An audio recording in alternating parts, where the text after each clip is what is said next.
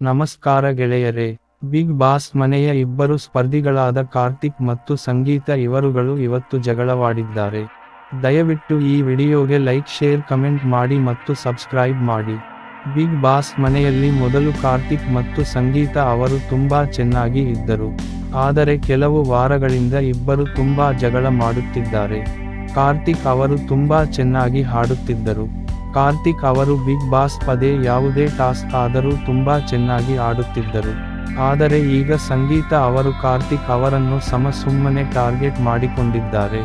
ಯಾವುದೇ ಕಾರ್ಡ್ ಕೊಡಬೇಕಾದರೂ ಸಂಗೀತ ಅವರು ಕಾರ್ತಿಕ್ ಅವರ ಹೆಸರನ್ನು ಬಳಸಿಕೊಳ್ಳುತ್ತಿದ್ದಾರೆ. ಸಂಗೀತ ಅವರು ಕಾರ್ತಿಕ್ ಅವರನ್ನು ನೆಗೆಟಿವ್ ಆಗಿ ತೋರಿಸುತ್ತಾರೆ, ಏಕೆಂದರೆ ಕಾರ್ತಿಕ್ ಅವರು ಮೊದಲಿನ ರೀತಿಯಲ್ಲಿ ಸಂಗೀತ ಅವರ ಜೊತೆ ಮಾತನಾಡುತ್ತಿಲ್ಲ.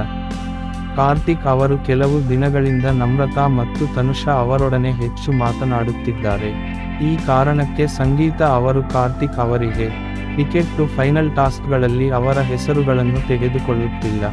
ಆದರೂ ವಿನಯವರು ಕಾರ್ತಿಕ್ ಅವರಿಗೆ ಒಂದು ಚಾನ್ಸ್ ನೀಡಿರುತ್ತಾರೆ.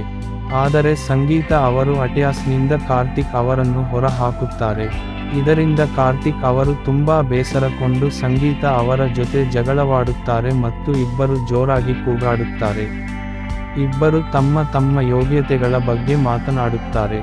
ಕಾರ್ತಿಕ್ ಅವರು ಸಂಗೀತ ಅವರಿಗೆ ತನ್ನ ಯೋಗ್ಯತೆ ಬಗ್ಗೆ ಮಾತನಾಡಬೇಡ ಎಂದು ಜೋರಾಗಿ ಕೂಗುತ್ತಾರೆ.